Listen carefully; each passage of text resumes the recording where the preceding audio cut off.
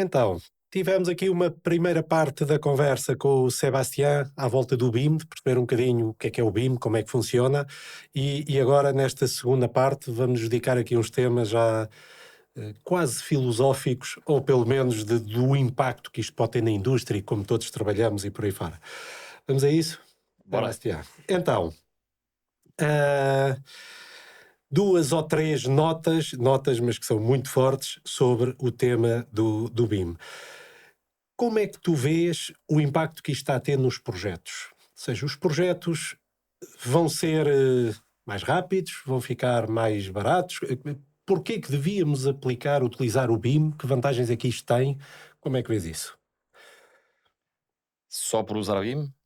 Ou Não. seja, a chegada do BIM à O- indústria, que impacto é que achas que vai ter Não, nos ia projetos? fazer uma pausa e ia responder à minha própria pergunta. Está bem. Pronto, era uma pergunta retórica. Mas só por Diga. usar BIM, acho que pode fazer diferença e pode não fazer diferença. É uma lotaria.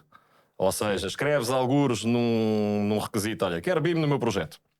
Isto pode dar todo o tipo de resultados. Certo. Até podem ser Sim. alguns completamente contraproducentes. Sim.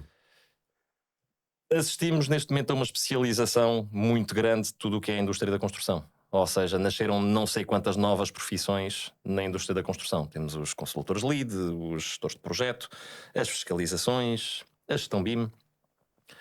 A gestão BIM, mais uma vez, é uma nova especialização. Ou seja, tal como a gestão de projetos está a tentar verificar se o projeto corre bem, se o projeto está sobre os carris até... E aí, se calhar, falas tu muito melhor sobre as responsabilidades da gestão de projeto. A gestão BIM vai também verificar que tudo isto corre da melhor maneira. Continuamos a falar, ou seja, temos um processo tecnológico, ou temos um processo apoiado sobre ferramentas tecnológicas que vai ajudar tudo isto a melhorar. Mas continua a ser um negócio de pessoas, continuamos a ter projetistas que desenvolvem e continuamos a ter seres humanos que são falíveis e que ao mesmo tempo também são fantásticos em muita coisa. Mas tudo isto tem que ser um processo que tem que ser gerido. Se não for gerido, se não houver um maestro a dirigir este plano, vamos ter resultados completamente diferentes em projetos Sim. diferentes. E, portanto, é uma maneira de tentar uniformizar o melhor possível a partir de alguns estándares que existam, mas também a partir de alguma experiência que exista dentro de quem Sim. está dentro Mas- da empresa ou das pessoas que estejam a fazer esta gestão. Imaginando que eu sou um dono de obra e tenho um projeto bestial para fazer. O que é que me leva a utilizar metodologias BIM, ferramentas BIM neste projeto, sabendo que vou ter que contratar mais um serviço e sabendo que os projetos provavelmente vão demorar mais tempo e duvido que em termos de honorários fiquem mais baratos. Eu estou a fazer de advogado do diabo, já agora eu tenho uma resposta depois a isto, já agora, portanto não só em jeito de disclaimer, eu depois vou dar a minha resposta, mas gostava de ouvir a tua. Pergunta tramada. Pois. É algo que nós estamos há bastante tempo, não é bastante tempo, mas que quisemos ter dados reais para explicar aos nossos clientes, aos donos de obra, a futuros clientes, em que é que isto os pode ajudar no processo de projeto e obra. E vamos fazer agora para a parte do Facilities Management, mas por isso estava muito vivo ainda o tema quando me fizeste essa pergunta, porque estamos ainda a tentar Sim. perceber quais é que são os reais benefícios. Sim. Em fase de projeto e de obra já conseguimos provar esses benefícios e fizemos isto. Todos os anos recebemos um aluno de um mestrado, que é o BIME Plus, que é um mestrado em parceria entre a Universidade do Minho e a Universidade de Ljubljana. Todos os anos recebemos um aluno de mestrado que vem fazer a sua dissertação connosco. Nós já tínhamos começado a recolher alguns dados dos projetos em que estávamos envolvidos sobre as poupanças que considerávamos que estavam a acontecer pela utilização do BIM e as mais-valias que isto representava para o dono de obra. E, portanto, a partir desse trabalho inicial que fizemos, lançámos o desafio a uma aluna, que é a Aline Hilgenberg, que hoje em dia trabalha connosco, fazer a sua dissertação sobre este tema, as poupanças do BIM em fase de projeto e fase de obra para o dono de obra. Uma primeira poupança que nós analisámos foi o Clash Detection, ou seja, a coordenação. Um processo de coordenação eficiente, chegámos à conclusão num determinado projeto que conseguíamos gerar uma poupança que ia entre 4% a 5% do preço total da obra. Como é que foi feito este exercício? No final da fase de projeto de execução, restavam ainda 500 situações por resolver. Essas 500 situações que ainda restavam por resolver, fomos classificá-las por ordem de gravidade, de 1 a 3. E 0 eram questões que eram insignificantes. Tínhamos uma distribuição, acho que tínhamos cerca de 85 que eram muito graves, que era o 3, e depois era uma distribuição entre o 1 e o 2. Pusemos um prazo para a resolução dessas questões em fase de obra, que ia, se essas questões fossem encontradas em fase de obra, um prazo médio para a resolução dessas questões, entre mandar pedidos de esclarecimentos, esperar pela resposta, projetista a dizer sim ou não a uma determinada alternativa. E então tínhamos entre 3 a 10 dias de resolução em fase de obra.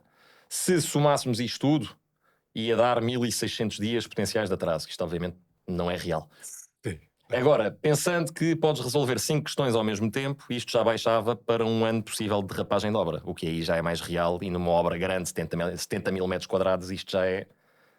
Não é comum as obras derraparem um ano. Não é comum, mas Certo. é um cenário... Vamos imaginar que estivesse tudo muito mal coordenado, era um cenário possível.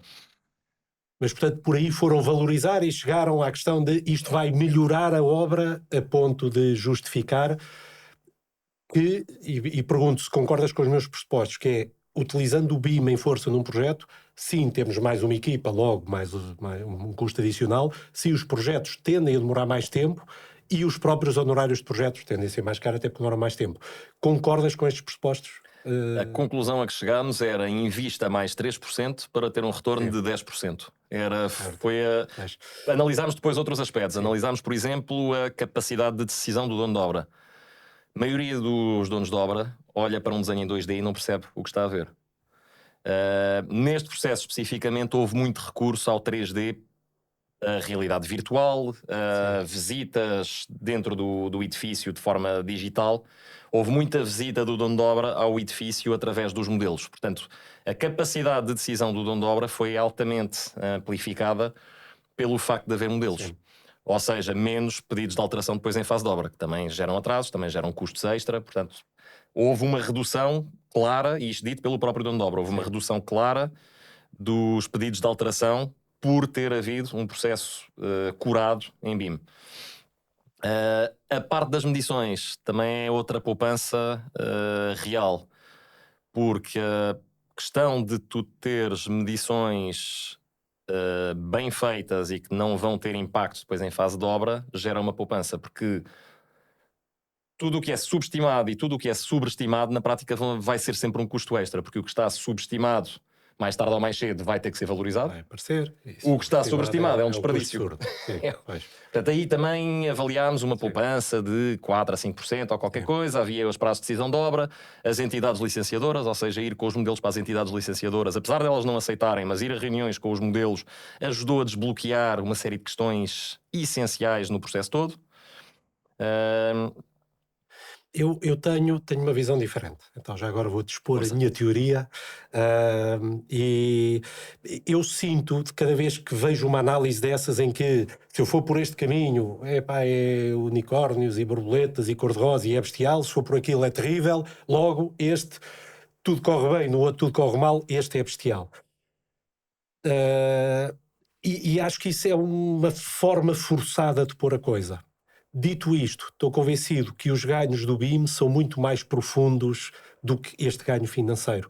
Porque eu dá-me a ideia que o que está em causa, e cada vez que penso nisto, e penso bastante nisto nos projetos que estamos a fazer, outras conversas que tivemos e por aí fora, é que, à data de hoje, eu acho que a indústria tem um problema da forma como está a encarar o projeto.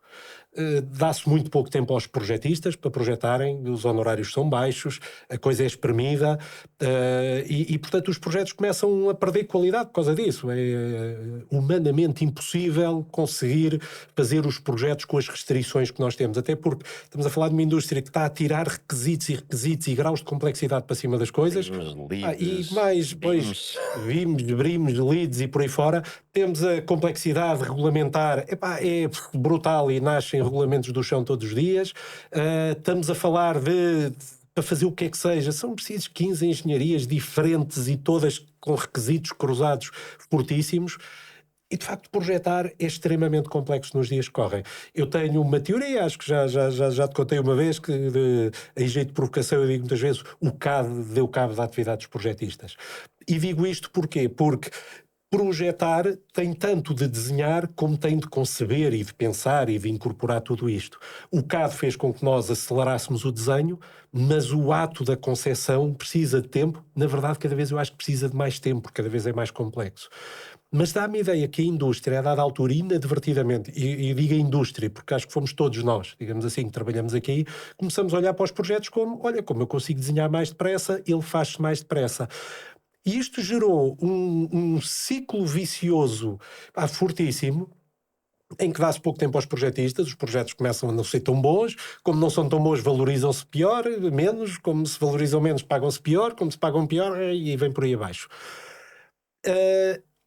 A dada altura eu pensei, será que o BIM vai agravar isto? E hoje em dia começo a achar, por vários projetos que temos em curso, que se calhar o BIM pode vir a ajudar a resolver isto, no sentido em que não é que o BIM demore mais tempo, é que o BIM vai trazer à tona o que é um projeto bem feito, o que é que ele precisa. E, portanto, fica evidente, quando nós recebemos um modelo federado, pelo menos no que a compatibilização geométrica diz respeito, que claramente tem que funcionar, tem que estar bem pensado. E daí os projetistas estarem todos a dizer, eu preciso de mais tempo, e preciso de mais tempo para modelar. Na verdade, a conclusão é, não, nós, para projetar bem, precisamos de mais tempo. Portanto, na verdade, dá-me a ideia que o que o BIM faz é, mostra o que é um bom projeto, e esse bom projeto, seja em BIM, seja em AutoCAD, seja desenhado à mão, não se consegue fazer neste tempo, é preciso um tempo bastante maior. E, portanto, o BIM pode vir a mostrar à indústria o que é este teste do algodão do projeto está bom ou mau, e inverter este ciclo vicioso, e de repente temos os vários projetistas a dizer, epá, eu já sei que a seguir vou ter o Clash Detection, vou ter que refazer o projeto outra vez e, portanto, eu não vou dar uma proposta aqui com honorário X, vou dar uma proposta com 2X, que seja, porque vou precisar desse tempo. Pode ser que inverta o ciclo. Achas que isto pode acontecer? Eu sei que agora, mas foi assim aqui derrompante muita coisa, mas é o que me vai aqui na alma. Será que o BIM pode ter este efeito? Sentes que possa inverter este ciclo e mostrar o que é o projeto bem feito e dar-lhe a volta? Não te vou contradizer em relação ao BIM demora mais tempo, porque é verdade. Sim. E isto dizemos logo à partida a qualquer cliente que nos aborde ou a qualquer dono de obra que nos aborde, não temos problema nenhum em dizer sim, demora mais tempo. Mas demora mais tempo exatamente pelo que estavas a dizer, ou seja, foi-se comprimindo cada vez mais os prazos de projeto. Nos projetos em CAD que eu conheço, não vejo coordenação a acontecer, de facto. E mesmo assim, a própria coordenação seria muito difícil de fazer. Ou seja, não consegues passar um corte em qualquer sítio no edifício para ver se as condutas passam, não consegues ver se cabe dentro de um teto falso. Portanto, quando estou a dizer que demora mais tempo, e quando estavas, aliás, a dizer que demora mais tempo para o processo como ele está neste momento, que está já bastante deturpado, porque não acontece coordenação, porque não acontece revisão a sério do projeto. Portanto, sim, é verdade, o BIM bem gerido, mais uma vez o BIM por si só, a tecnologia por si só e o processo por si só não vão resolver os problemas todos. Mais uma vez, isto tem que ser um processo gerido. Não vejo que um processo deixado completamente ao Deus dará vá melhorar alguma coisa aqui. Sim. Agora, num processo gerido, sem dúvida, porque vai obrigar a haver uns tempos de paragem, uns tempos em que tu olhas e dizes, olha, isto não está ainda em condições de ir para consulta de empreitada. Se nós entregarmos as medições no estado em que estão hoje, vamos ser devorados vivos por um empreiteiro ou pelos concorrentes. Portanto, claramente traz ao de cima os problemas principais, mais facilmente ao de cima os problemas principais que o projeto tem e, portanto, obriga a repensar alguns aspectos. Obviamente, como estávamos a dizer, não existe ainda uma inteligência artificial que verifique erros, omissões, etc. Continua a ter que haver uma equipa de gestão de projeto a fazer verificações, continua a ter que haver... continua a ter que haver as próprias equipas de projeto a responsabilizarem-se pelo projeto. Mas sim, concordo. Eu, no fundo, quando vendo o BIM, no fundo, aconselho a implementação de BIM em projetos que temos, não vou tanto pelo ganho, porque eu acho que tem sido um argumento relativamente fraco, vou ganhar X% ou não, até porque é difícil materializar isso, mas eu vou muito pelo ganha-se brutalidades em ter um projeto bem feito, bem pensado, bem compatibilizado, bem estruturado, e o BIM, na verdade, faz com que esse projeto seja muito mais rápido, porque se quiséssemos fazer este projeto bem feito, bem compatibilizado, bem estruturado, por aí fora, em AutoCAD ou como quer que seja, íamos demorar muito mais tempo que o BIM. E, portanto, na verdade, no fim, eu acabo a dizer, não, eu acho que com o BIM conseguimos projetar bem, muito mais rápido. Portanto, de repente, inverti pronto. O ciclo, agora já passa a demorar menos tempo. Inverti, já passa a demorar menos tempo. O que demora pouco tempo é desenhar mal. Mas isso é terrível para o projeto. E, portanto, acho que esse argumento de vamos evitar problemas em obra e isso tudo, no fundo é um argumento não tanto para o BIM, mas para dizer, é um argumento para, vamos projetar como deve ser. Temos que investir no projeto. Porque eu acho que realmente é fundamental investir no projeto. Acho incrível as coisas, incrível no mau sentido, o que se faz hoje em dia, dos prazos que se dá a projetistas para trabalhar, é impossível, é preciso espaço para pensar, para desenhar, para falar uns com os outros. Nós cada vez que juntamos uma pessoa a um projeto, uma entidade, aumentam os graus de comunicação, aumenta vezes N, não é? Vezes o número de pessoas que estão no projeto. De repente, projeto com 3 pessoas, há 3 canais de comunicação possível, um projeto com 10 há 90, não é? Portanto, isso é muito forte. Portanto, veja aí o BIM como esta vantagem. Olha, tem sido o meu argumento de venda do BIM, hoje em dia tem sido esse, porque acho que realmente ajuda-nos a esse nível. Agora, com isto vem o reverso da medalha, que é, pode acontecer que, uma vez que temos este sistema bestial de clash detection que nos vai ajudar à frente, que as pessoas se sintam tentadas a dizer, então desenha de qualquer maneira, exagerando, mas desenha de qualquer maneira, porque a seguir isto há um peneiro que vai apanhar as coisas. Eu tenho um sonho desde pequenino, e outro dia percebi que há uma expressão para isso, que tu me ensinaste já agora, que não é o clash detection, é o clash avoidance. Ou seja, será que o BIM vai levar a que as pessoas se encostem mais no sistema e não tenham tanta preocupação quando estão a desenhar e empurrem para a frente? Alguém no fim há de verificar e há de me chamar a atenção para o que é mal? Ou achas que, pelo contrário, pode levar a que as pessoas já tenham cuidado quando estão a desenhar de fazer com que a conduta não atravesse uma viga? O que é que nós vemos a acontecer? Mundo ideal, o Clash Avoidance era espetacular. Era, não era? Pois. No mundo real, o Clash Avoidance ainda não é uma realidade. Obrigava a uma coordenação entre projetistas, mesmo muitas vezes dentro da mesma casa não acontece.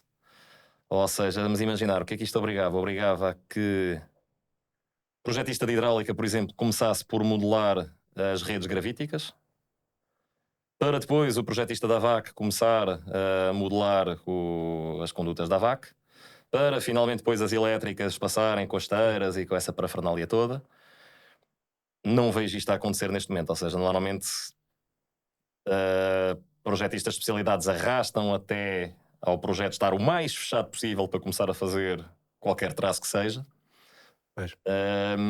E normalmente começam todos ao mesmo tempo porque o prazo já está a contar e já está perto do final do projeto de execução ou perto do projeto base, etc. Portanto, o Clash Avoidance seria espetacular no mundo ideal. O que acaba por acontecer é mais o Clash Detection. Há algumas formas de mitigar isto que temos utilizado. Mais uma vez, a coordenação em tempo real ajuda muito. Pois, imagino que sim. O que é que acontece em projetos tradicionais em CAD? Muitas vezes só recebes uma vez o projeto. Só recebes uma vez o projeto de especialidades. Sim, dúvida. Sim. Pois, aí temos vários pontos de encontro ao longo do projeto, não é? O facto de haver uma partilha semanal ou quinzenal já ajuda imenso. O facto de haver colaboração em tempo real, em vários projetos em que isso está a acontecer, ajuda tremendamente. Então, em fase final do projeto de execução, pomos mesmo toda a gente a trabalhar em tempo real.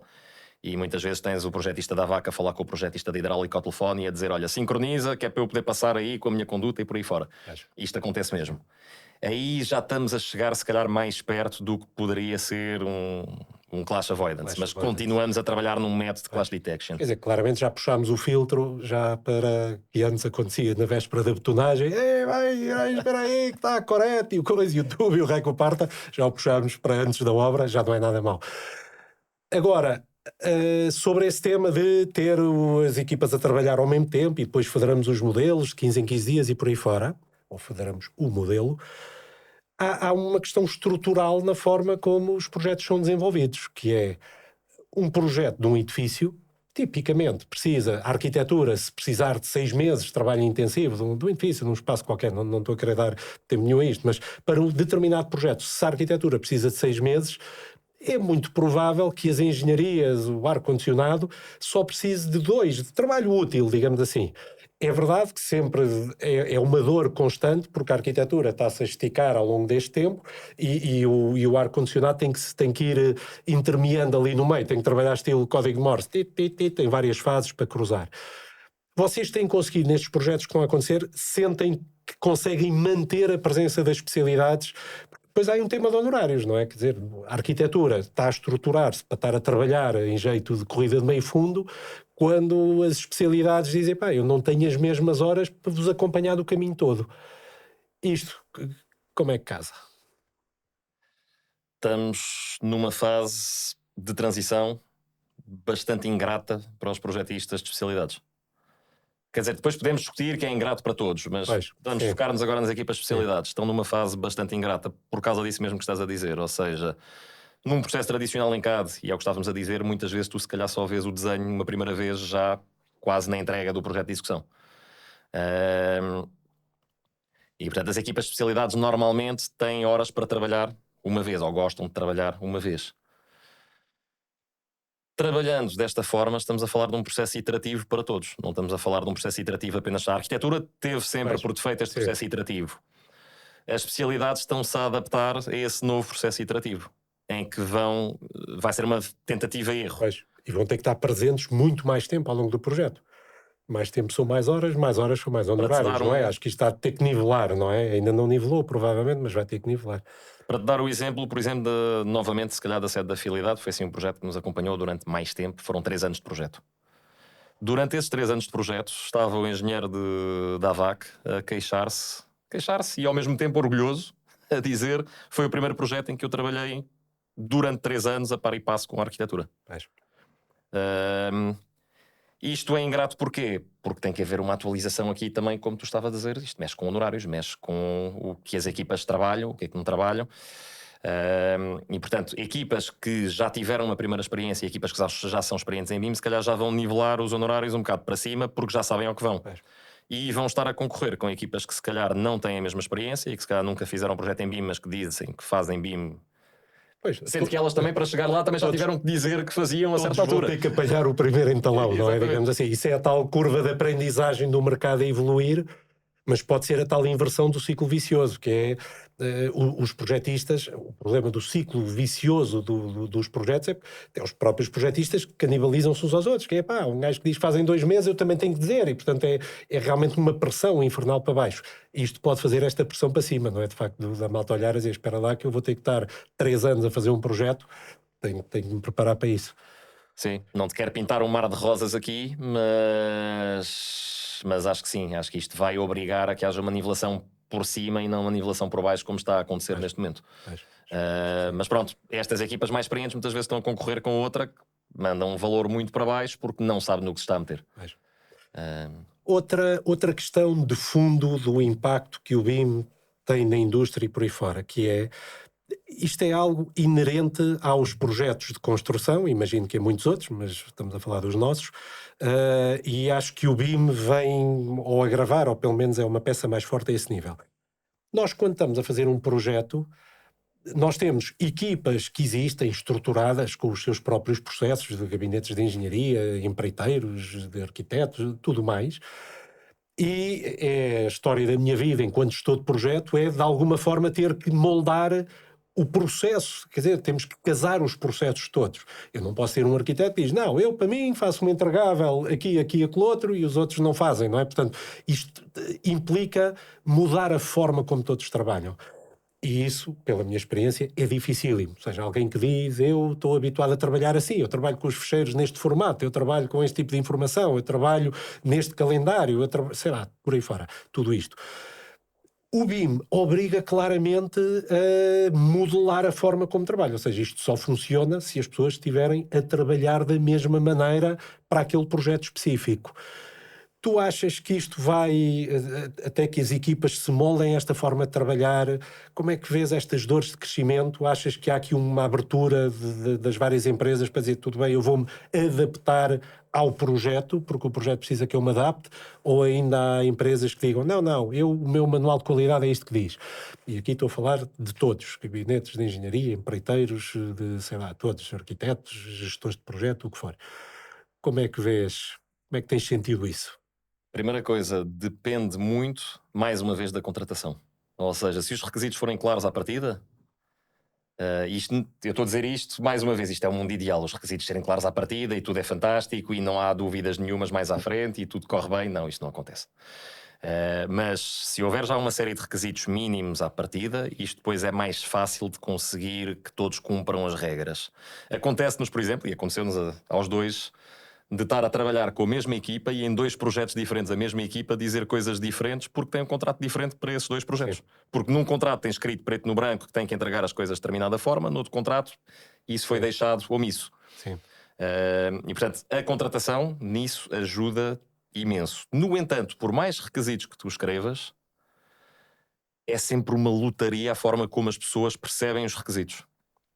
E portanto temos reuniões intermináveis em que temos que voltar a explicar vezes sem conta e tudo bem, mas em que temos que explicar várias vezes o mesmo processo para eventualmente chegar a um resultado que está 90% próximo daquilo que estávamos à espera. No entanto, o facto de haver o tal ambiente comum de dados ajuda bastante nessa uniformização. Lembro-me de uma frase que te ouço a dizer há alguns anos, que é: se tiver mais de 4 páginas, ninguém lê. O que é que eu quero dizer por aqui? Eu, na verdade, costumo dizer se tiver mais do que uma. Do que uma, mas pronto, já estou aqui a esticar para 4. Lá mais 3. É muito difícil fazer estes requisitos em 4 páginas, eu ainda assim estou a brincar. Mas acho que, tanto quanto possível, temos que reduzir os requisitos ao mínimo possível que sirva apenas o projeto. Podemos correr o risco de acabar com demasiada informação que não serve para nada e que vai prejudicar o projeto, vai prejudicar a coordenação, porque as equipas depois vão estar focadas em 30 mil processos ao mesmo tempo e não vão conseguir fazer bem absolutamente nenhum. Por isso a nossa lógica sempre foi: vamos tentar fazer poucas coisas, mas vamos tentar fazê-las bem. Portanto, vamos tentar fazer bem a coordenação, vamos tentar fazer bem as medições, e tudo isto tem a ver com a uniformização de processos. Essa uniformização de processos também pode passar pelo nome, haver uma regra para o nome dos ficheiros, que é sempre igual para todos, que também é uma luta. Tem sido mais fácil ainda assim do que achávamos. Já achámos também, ou também já experimentámos em alguns processos, uniformizar o processo de medição, ou seja, uniformizar o MQT, a estrutura do MQT. Sim, isso nós fazemos muito. E aí temos conseguido. Mas aqui até mais intrusivo, ou seja, utilizámos um sistema de classificação norte-americano que tem cerca de 600 entradas, em que não existe um capítulo chamado diversos, que para nós é algo que nos irrita bastante, o capítulo diversos, onde cabe tudo e mais alguma coisa. Então este sistema de classificação não tem o capítulo diversos, e para além disso é um sistema de classificação que estava traduzido, ou que nós ajudámos a traduzir para português, e portanto tínhamos a versão inglesa e portuguesa, e isto foi bastante útil para trabalhar com equipas em inglês e português e para arrumar a informação no sítio certo. O resultado foi engraçado, mas com um esforço muito grande do nosso lado e da equipa de gestão de projeto, em idas e voltas com as equipas de projeto, a dizer: olha, isto não está certo, isto tal e coisa. Um trabalho persistente depois de zelar porque estejam a fazer, não é? Sim, e mais outra coisa que também nos apanhou, não nos apanhou propriamente de surpresa, mas é um bocado a experiência que vais ganhando quando tentas implementar este tipo de processos, é que, por exemplo, tens capítulos e tens gavetas que são iguais, por exemplo, para a arquitetura e para a hidráulica. Ou seja, a hidráulica, as instalações sanitárias, tudo o que seja equipamentos sanitários, está arrumado na mesma gaveta do que a hidráulica. Sim. E então tínhamos códigos repetidos quando recebemos as duas medições. Então tivemos que andar a fazer uma gestão desse tipo de... Sim. Então essa gestão depois passou muito por Excel, verificações semi-automáticas mais uma vez, de verificar se havia duplicações, de identificar essas duplicações. Mas foi um trabalho muito interessante e com um resultado bastante bom, e sobretudo para a parte de arrumar o budget em gavetas diferentes foi bastante interessante. Pois eu vejo claramente como um dos desafios fortíssimos dos projetos, da gestão de projetos e do desenvolvimento de projetos em geral, é realmente a questão dos processos, que é que cada um trabalha de uma maneira e a força, as pessoas não estão abertos a moldar-se o projeto, que é: eu aqui no meu gabinete é assim que trabalho, não posso trabalhar de maneira diferente em cada projeto. que eu percebo, mas quando todos dizem isso, o mundo é ingovernável. Talvez o BIM tenha a força de dizer, epá, vamos todos trabalhar desta maneira e haver aqui uma norma externa que diga, olha, é esta a estrutura.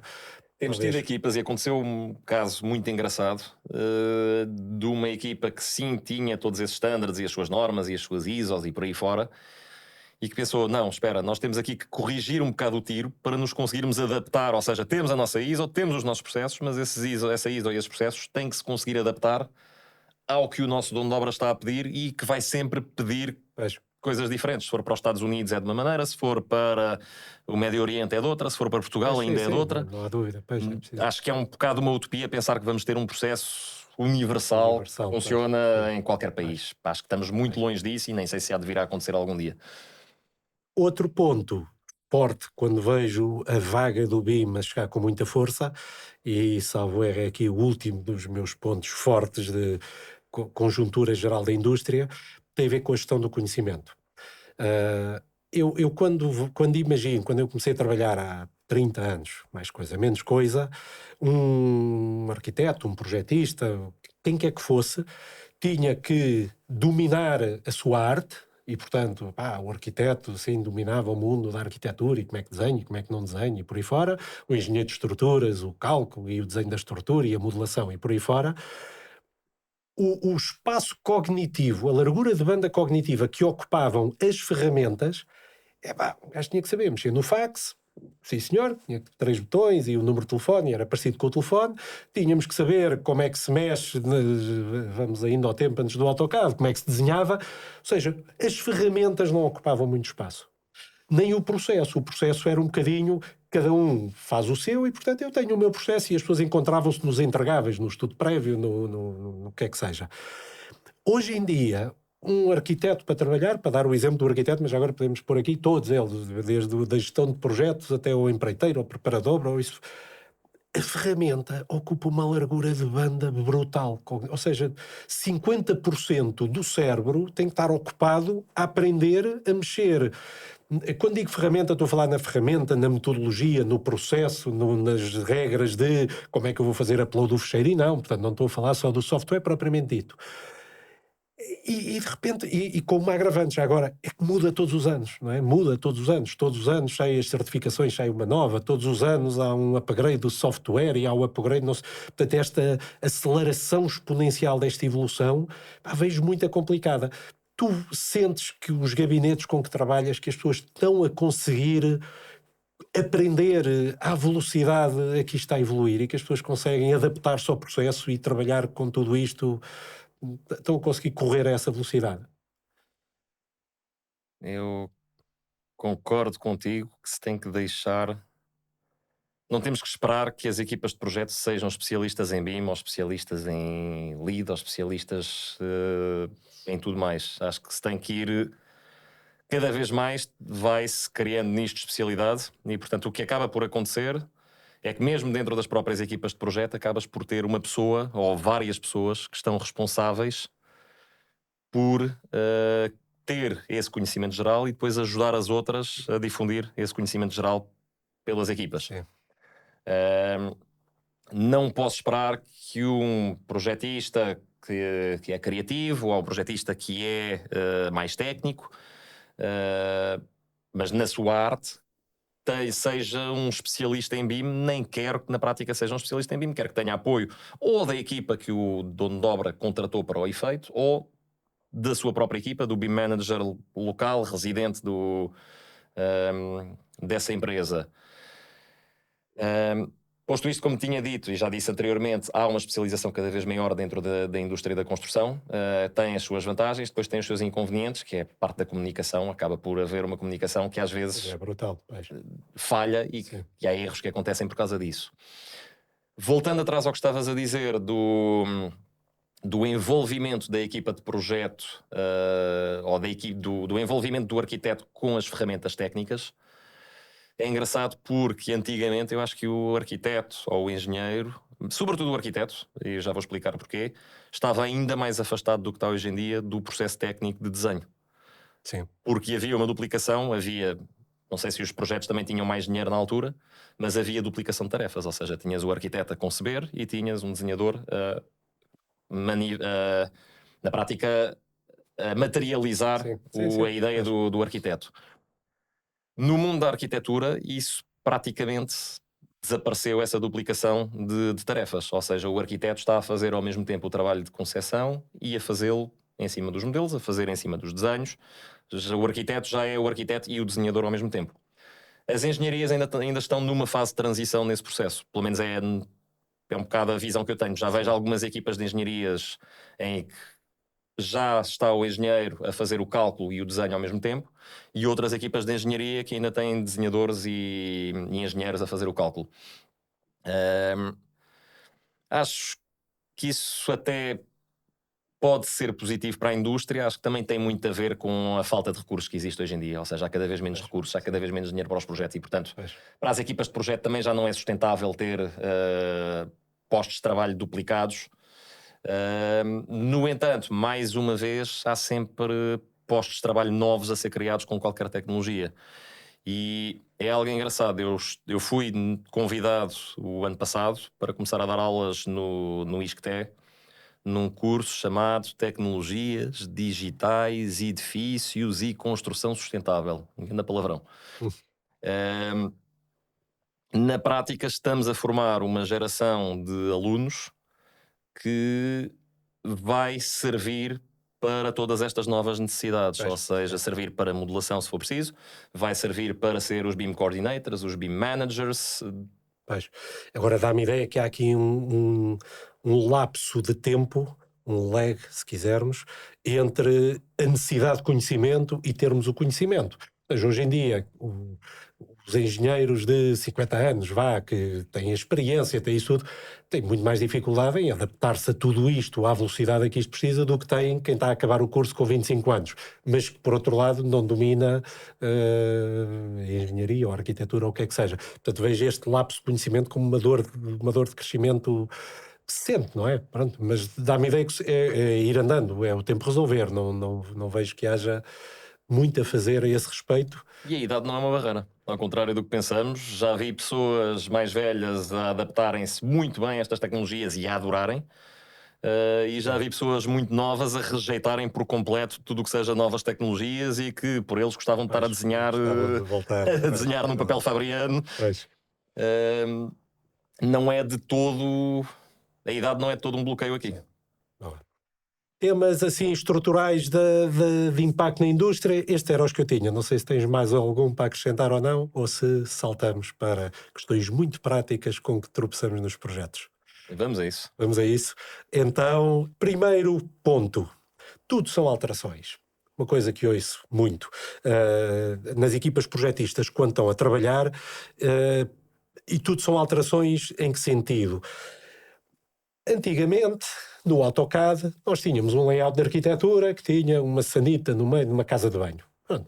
E o layout da arquitetura mexia mais ou menos, e quer dizer, as águas e esgotos não tinham que mexer especialmente na sanita, e isso porque alguém havia de saber onde é que a punha em obra e a coisa funcionava. E, portanto, havia pequenos ajustes da arquitetura que para as águas e esgotos passavam ao lado.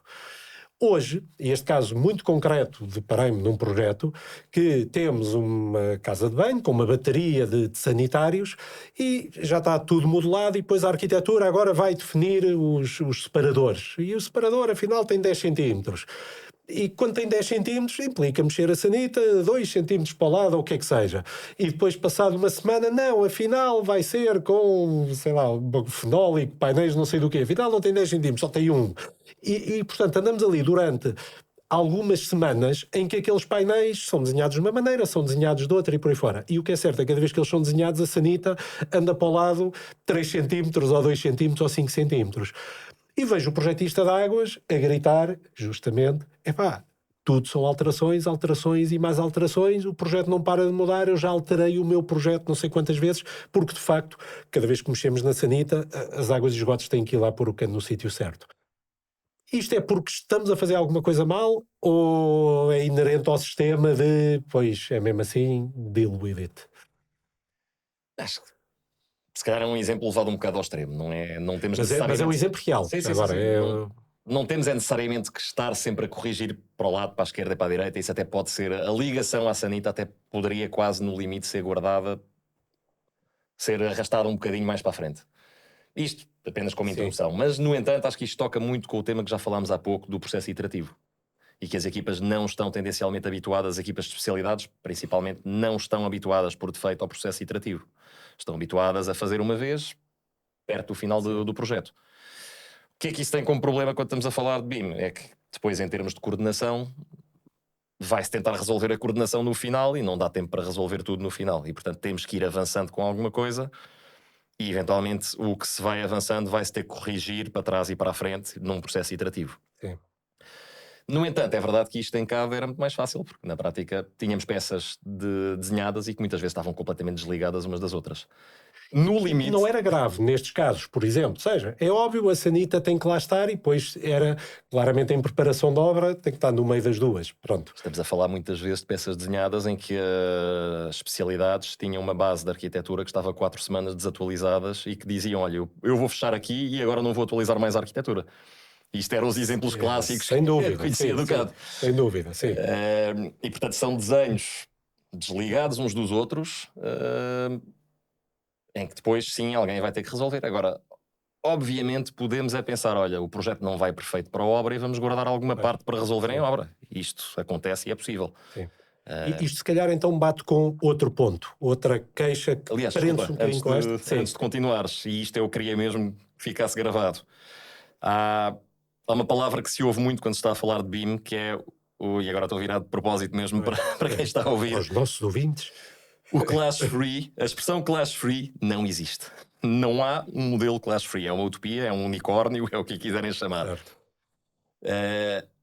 O processo é iterativo, vai ser iterativo, vai acontecer em fase de projeto. Vamos conseguir melhorar o máximo possível o projeto, vamos conseguir fazer o melhor projeto de execução que conseguirmos, mas nenhum projeto é perfeito e, portanto, vai para a obra ainda com problemas por resolver. E depois a obra vai continuar a resolver e depois, se calhar, no fim da obra ainda se vai resolver umas coisas. Isto é um processo que vai acontecendo ao longo de diferentes fases. Por isso, vamos, se calhar, focar-nos em muitas partes que sejam muito graves e que tínhamos que resolver a determinada altura, mas estamos a falar de prazos, estamos a falar de donos de obra que não conseguem esticar os prazos porque também precisam depois ter retorno do seu investimento e, portanto, não podemos esticar o projeto de execução para sempre, não podemos esticar a obra para sempre, vamos ter que viver com imperfeição e vamos ter que pensar que se calhar o tubo que está desviado 10 centímetros pode até ser uma coisa que é ajustada em fase de obra. Então isto bate, como eu estava a dizer, noutro ponto que tem a ver com o clash detection. Também é uma queixa recorrente que ouço de alguns projetistas à medida que estamos a trabalhar, que é, eu ainda estou a desenhar e já me estão a moer o juízo com luzes vermelhas e a dizer que a conduta bate, eu ainda não acabei, ainda estou a trabalhar.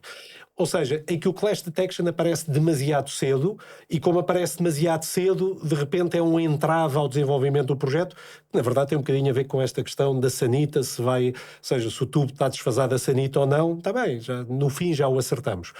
Há maneira do clash detection de se filtrar o tipo de coisas, dizer, olha, nesta fase não vou dar atenção a nada disto, só vou tentar dar atenção a esta. Há maneira de filtrar os graus de importância do clash detection? Como é que isso funciona?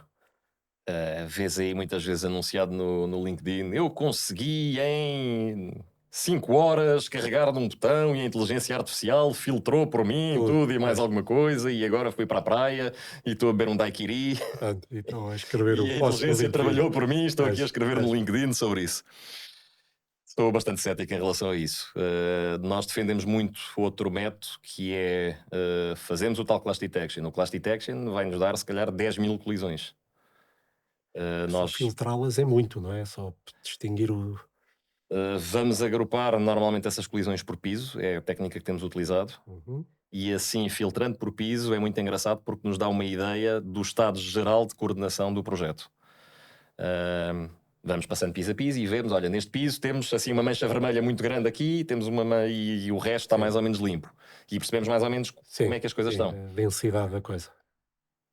Defendemos muito estas reuniões de coordenação BIM e que acho que de forma errada são chamadas reuniões de coordenação BIM. Acho que isto são reuniões de projeto. E muitas vezes as equipas mandam o seu especialista BIM para estas reuniões e não é quem eu quero ter. Eu quero ter o projetista nessas reuniões de coordenação.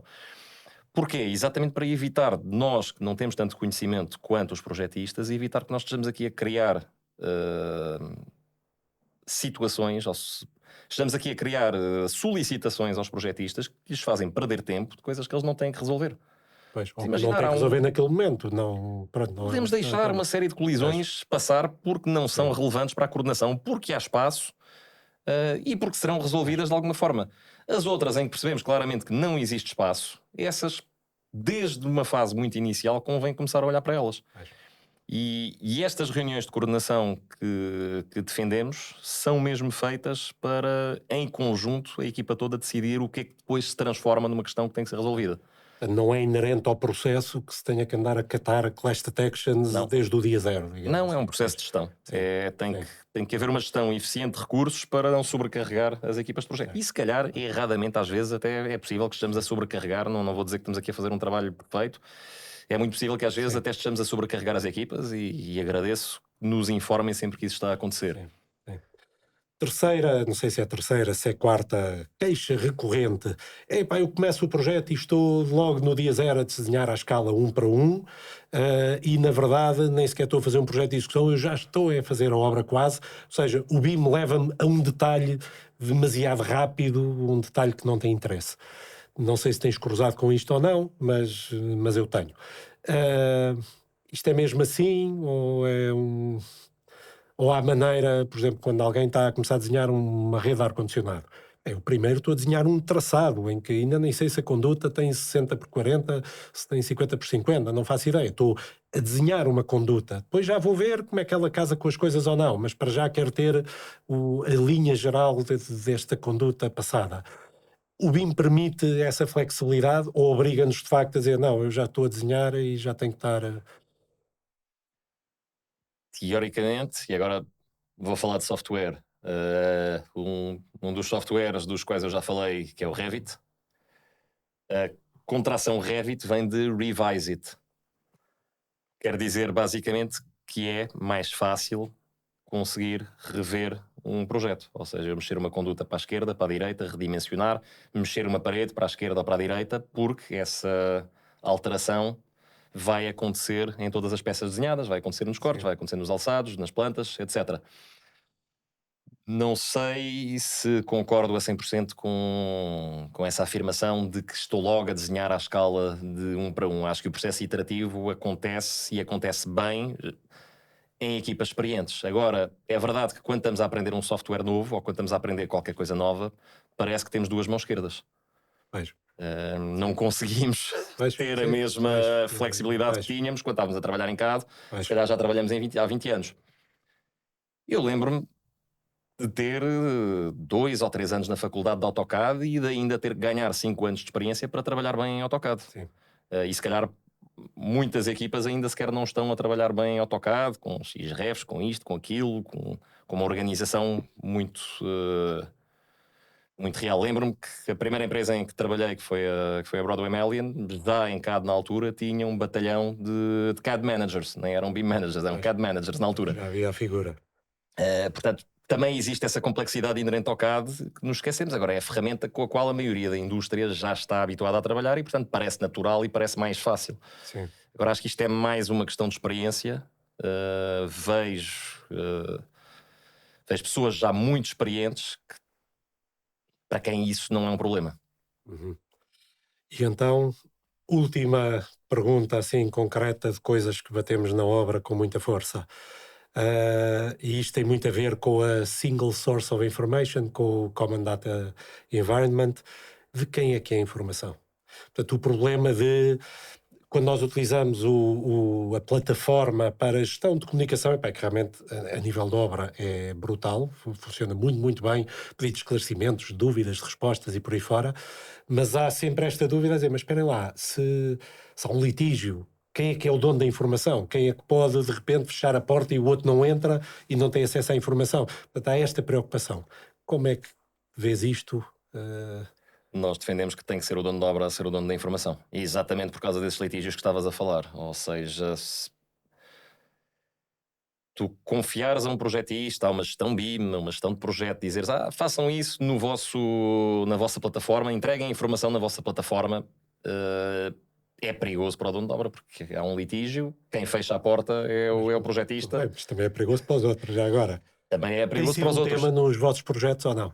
Na obra, eu sei que tem, já agora, na obra de perceber que um empreiteiro geral olha e diz, espera lá, ou seja, este tipo de litígio, se quisermos, na obra tem outro peso, não é? De reclamações, trabalhos a mais, trabalhos não sei do quê, atrasos e por aí fora.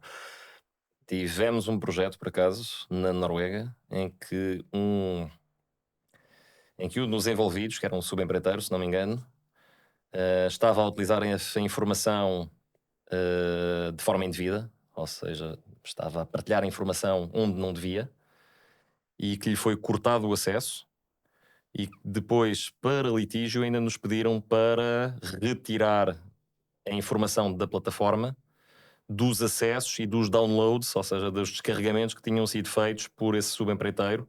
Ou seja, a Common Data Environment É aí brutal, pois, foi a primeira vez que eu vi isto sim, acontecer, mas a Common pois, Data Environment serviu para um caso de tribunal. pois, Não sei pois. se legalmente isto já é possível, sei que o e-mail já é considerado uma prova, não sei muito bem em Portugal se neste momento Sim, como é que o Common isso, Data pois, Environment seria pois, considerado uma não sei, prova pois, para sim.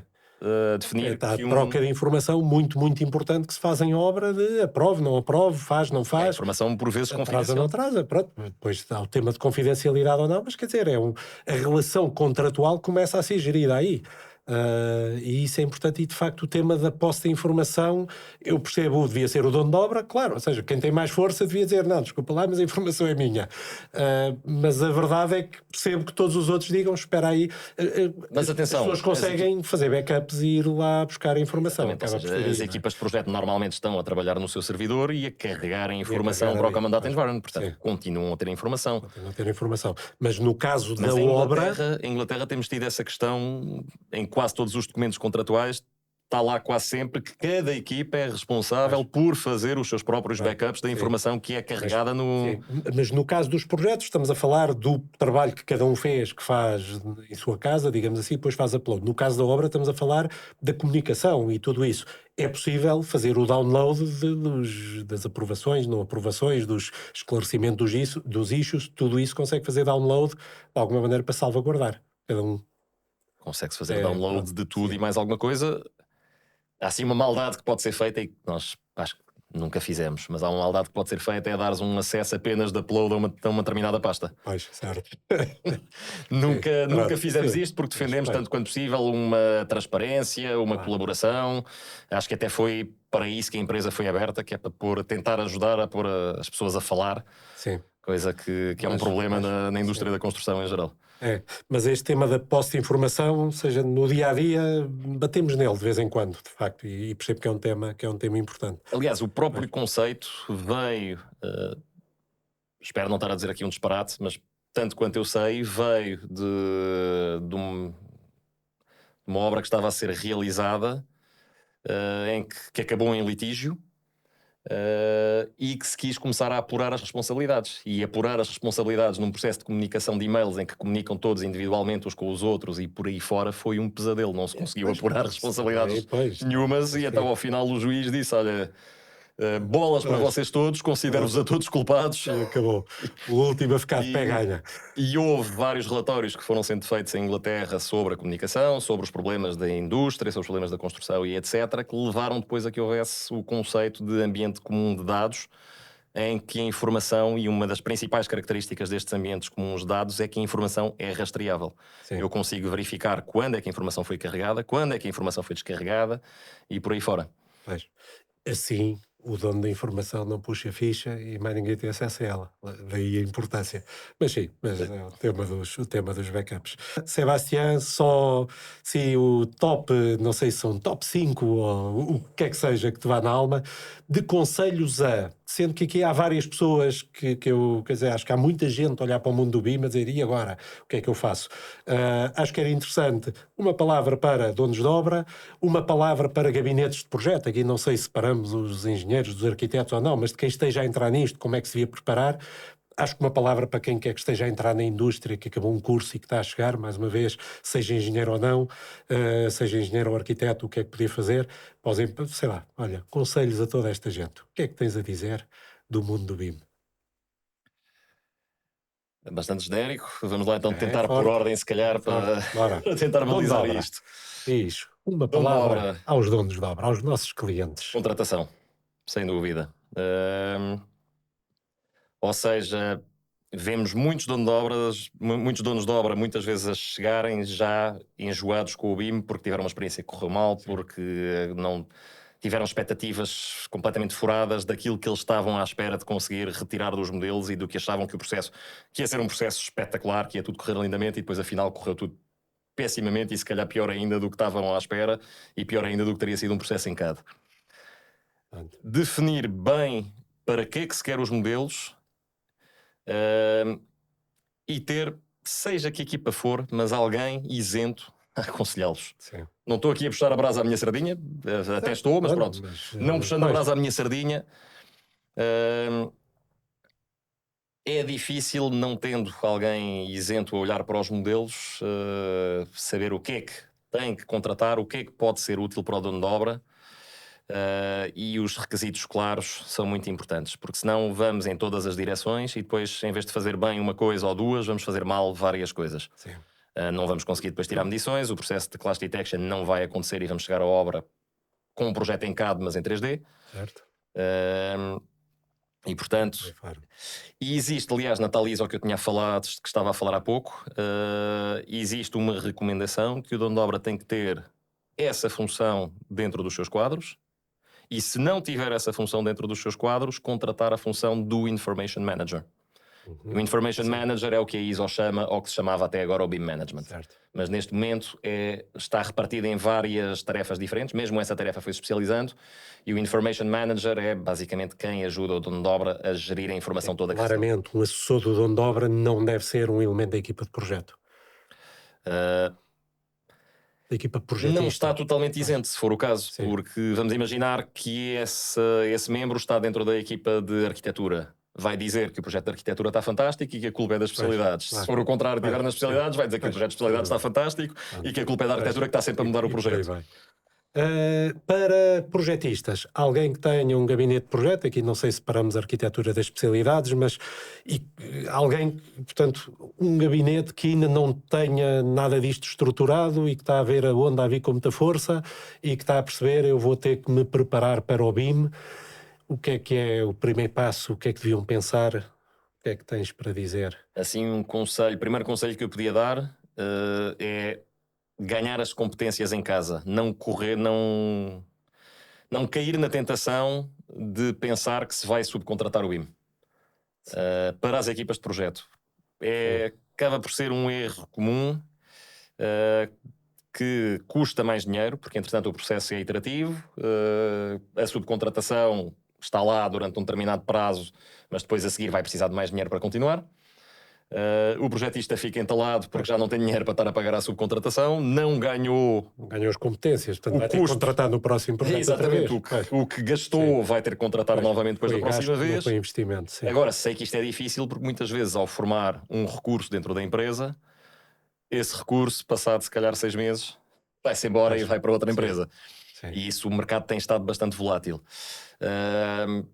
Acho que é, tanto quanto possível, formar o máximo possível pessoas dentro da equipa.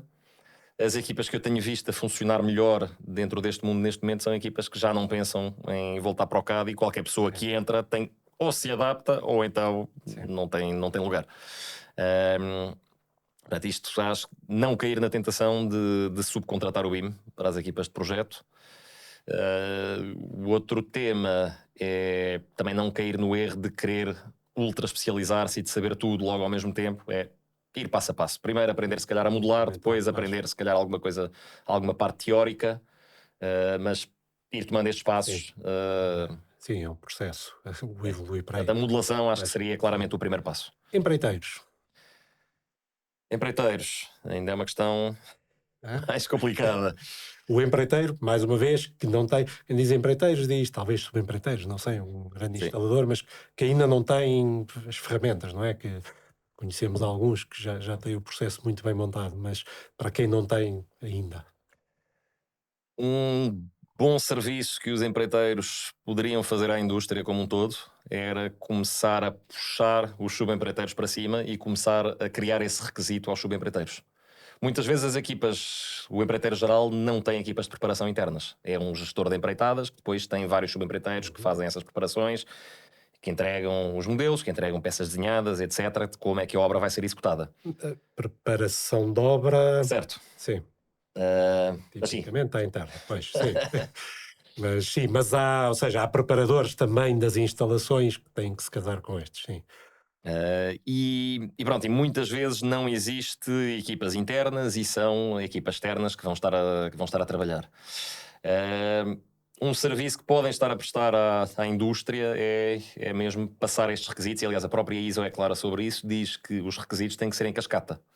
Ou seja, os requisitos que eu vou passar para um projetista têm por sua vez que passar para as subcontratações desse projetista. Mesma coisa para o empreiteiro. Os requisitos que eu passo para um empreiteiro geral têm que passar em cascata. Sim. Até agora não colocávamos isso nos nossos cadernos de encargos da parte BIM, ou seja, no tal EIR. É algo novo que estamos a começar a colocar, é que estes requisitos aplicam-se ao empreiteiro geral e às equipas subcontratadas pelo empreiteiro geral. Isto vai ajudar a que haja um upskilling do geral. Já vemos, sobretudo no AVAC, já vemos várias empresas a trabalhar bem em BIM. Mas, E a trabalhar bem sim, mesmo o AVAC foi muito na cedo, gestão, na sim. própria gestão de informação. Ou seja, já vimos equipas a já fazer compilações técnicas em cima de modelos sem que isso lhes seja sequer pedido. Sim.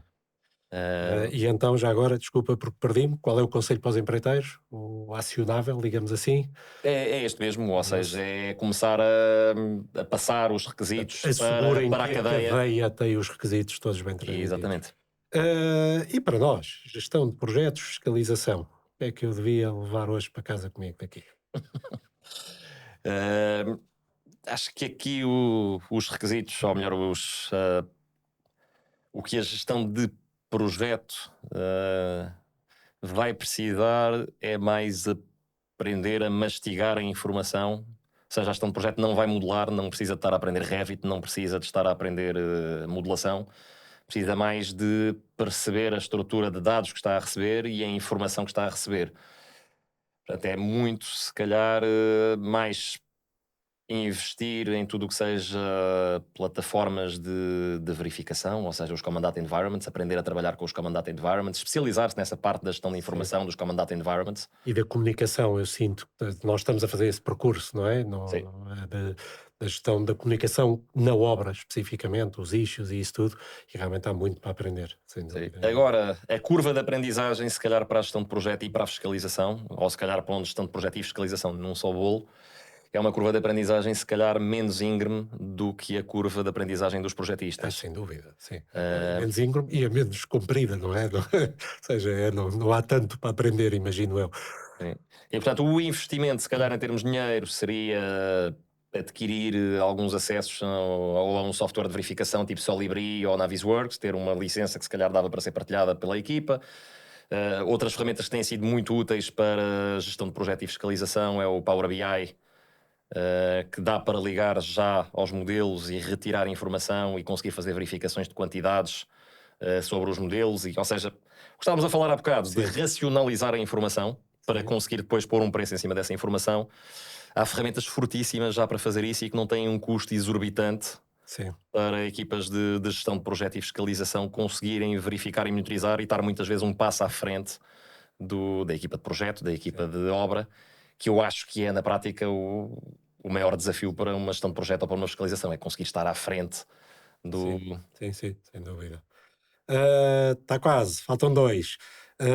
Quem chega de novo à indústria? Portanto, alguém que acabou um curso, um engenheiro, um arquiteto, e está a chegar, o que é que devia aprender deste vocabulário? Como é óbvio, depende de onde é que vai, mas o que é que recomendarias a alguém com 23 anos sobre isto? Ir trabalhar para uma empresa que pelo menos já esteja a trabalhar com Revit ou com Archicad. Pelo menos já esteja a trabalhar com uma ferramenta de modelação. Vá para uma que já lá esteja. Vai ser sempre um passo à frente, vai sempre haver mais procura depois na indústria por esse tipo de competências e, portanto, em termos de currículo, vai ganhar mais currículo numa empresa que já tenha dado esse passo, mesmo que não esteja ainda, não se possa chamar ainda BIM, mas que já esteja a fazer algum tipo de modelação. Acho que já vai já vai ganhar um currículo depois Ou seja, mais. uma empresa mais que já esteja à frente dele e que já o permita Sim. desenvolver-se e aprender-se. Nem vou dizer tirar um curso de Revit, tirar um curso de Archicad, tirar um curso de Navisworks, etc. Esses cursos podem se ir tirando, sem dúvida, mas acho que. Pois, ir trabalhar para um sítio que já lá esteja de alguma maneira ou que já esteja nessa área será bom. Finalmente, last but not least, o conselho a quem queira abrir e ingressar por este mundo do BIM Management, quem queira ser teu concorrente. Alguém que diga, epá, eu quero Vou fazer isto melhor do que eu. quero, é uma profissão bestial, eu quero ir por aqui. O que é que Ou até queira vir aconselharias? trabalhar connosco. Olha, lá está. Pronto. Portanto, o conselho é, pá, não abram uma empresa, venham trabalhar comigo. Mas como é que alguém que se quer especializar enquanto BIM Manager, agora, seja abrir uma empresa ou não, mas que queira, não, é esta a função que eu quero ter, qual é o primeiro passo? Acho que sem dúvida é passar pelas várias profissões, claramente. Ou seja, não consegues dizer aos outros o que fazer sem antes ter passado por isso. Sim. Acho que há muitos cursos neste momento que vendem um atalho para ser BIM Manager. Ou BIM Coordinator, Sim, ou sim, BIM qualquer sim. coisa. E eu acho que alguma prática de projeto é essencial. Perceber como é que se faz um projeto. Se eu não sei como é que se faz um projeto, como é que eu vou exigir requisitos, como é que eu vou fazer cadernos de encargos, dizer o que é que eu quero sim, retirar, o que é pois. útil para o dono de obra. Estamos a defender os interesses do dono de obra, portanto Pois. temos que saber o que é útil para toda a cadeia para depois conseguir ser pragmático no que vamos pedir. E portanto, se eu não tiver tido uma experiência com várias equipas, com uma equipa ou e em depois alguma das funções, não é? com várias equipas, exatamente, acho que Sim. isto é, aliás, eu estou a dar este conselho para BIM Manager, isto é um conselho que se aplica a todas as áreas e mais algumas. Tem que haver aliás, ouve-se imenso aquelas histórias que aparecem no LinkedIn, mas que volta e meia algumas são verdades. De repente o CEO que está a atender pessoas numa repartição de finanças ou qualquer coisa para perceber quais são as dores de quem está todos os dias nisso e por aí fora. Eu acho que isso é importantíssimo. Não só para fazer BIM Management, para qualquer profissão. Pois, e antes de uma pessoa se querer especializar numa, pá, conheçam o processo e a indústria e o que é um projeto e por aí fora. Boa. Sebastião, impecável. Muito obrigado por esta conversa. Acho que corremos aqui muito terreno, claramente. Acho que quero crer que é uma conversa que vai ser útil para quem quer que a ouça.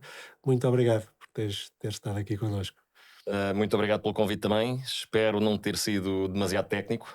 É um bocado quando entras demasiado a fundo nos temas, depois é um bocado difícil conseguir falar para todos. E olha, mais uma vez, obrigado pelo convite. Foi um prazer estar aqui a discutir muito estes obrigado. temas contigo. Muito obrigado. E foi o nosso Passo a 2, conversa sobre BIM com o Sebastião Roux da Limson. Até breve.